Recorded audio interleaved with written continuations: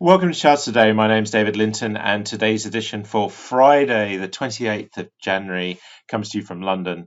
And again, a bit more red on the screen. Really key is we are seeing stock markets really falling, and this week has been really significant for that. But we start by looking at the dollar index. We've had a really big jump. That's the biggest weekly candle we've seen since the middle of last year.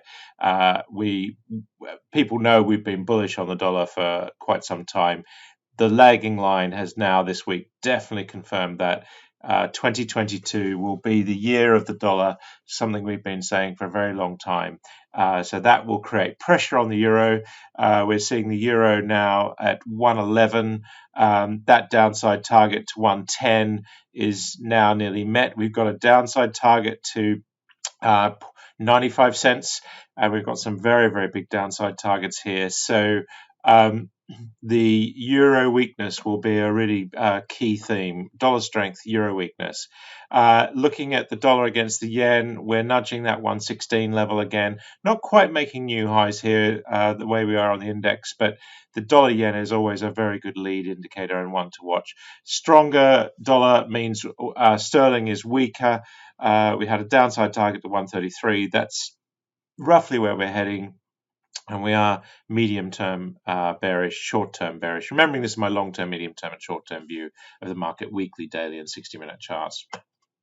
If we take a look at Bitcoin, we aren't managing to hold those mid-30s level, and we're just coming back this morning. We're still steady, I guess, but the main thing is that Bitcoin holds this previous low. Otherwise, we deactivate this upside target to $83,000. Looking at the S&P 500 index, we were down 0.5% yesterday. 4250 is really the level now that we need to watch. That was the sort of low for the week. We might be just finding cloud support on the weekly. These downside targets columns will give us new downside targets. They're not locked yet. You can actually go and put a level on there. That's 16% on that column, and if we go and put it here, it's 19%. So the markets have potential to fall. What it will take is a recovery and then a new low. So that's what you need to watch for. And that's not something that most people are talking about. The NASDAQ, we're seeing here that really big sell-off as well, nearer the bottom here to test that low again. So really quite a key sell-off there. We are seeing the futures up slightly this morning. The S&P future up 0.2%, the NASDAQ E-mini up 0.2%, and the VIX volatility has settled back to around 30, but this is still a high level for the VIX. So the markets remain fearful. On the medium and short-term trends, we are still in fearful mode.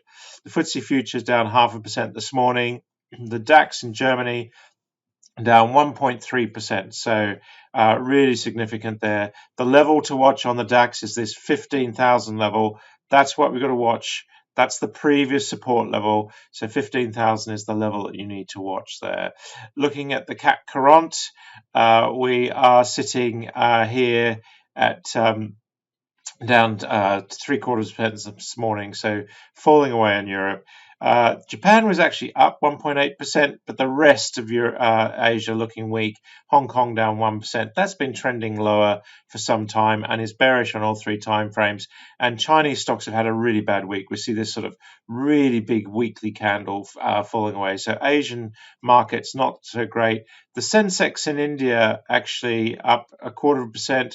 And interestingly, the Aussie market rocketing some 2%. It didn't get the benefit with Australia Day this week. It didn't get the benefit of the relief rally. So we're seeing that as we close into the week in Oz. So that's quite significant. We'll look at the energy mix in a minute. Gold actually back below the $1,800 level. That's not what many gold bulls would have expected. And we are just on the edge of activating a big downside target. So gold is pulling back, and we just need to be aware of that. And the same with silver. These precious metals look set to run long term, but they're not doing it in the short and medium term. So we've just got to be aware that it's going to take time before we can get the signals there. Gold, really, we've been saying most of the last several months, bullish above 1800, bearish below, and we're back below. So really significant there that we got to 1850 and then we pulled all the way back. But this will set us up for a new thrust target if we get it. So we're still bullish medium and long term on the point and figure charts, but we just actually, as we speak, we're just activating this downside target short term. So we are just seeing a little bit of a sell everything mentality entering the markets. Looking at US 10-year yields, 1.83%, sitting near their high levels. Bond yields, of course, is the thing that is spooking equities, as well as other geopolitical risks such as Ukraine and the hangover of the coronavirus, growth being revised down, etc. Now, looking at the energy mix, we've got Brent crude sitting up this morning, looking strong. We put out a report to clients in the week for new highs on Brent crude, so that's significant. And WTI also pushing higher. The big news really was US NatGas last night. In closing into rollover, we got as high as $740. From $4 we just jumped to $740, so that was really significant.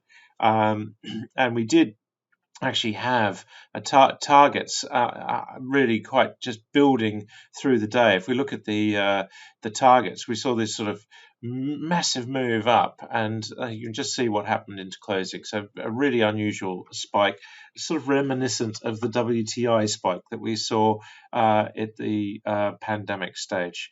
Looking at emissions, we're just sitting on 90 euros. It's just struggling to break there at the moment, but we will. We've got upside targets. We put our report out to clients. Keep an eye on those point and figure charts. Looking at TTF, we are sitting 1.5% higher, just waiting to break that 95 level. That's going to be significant.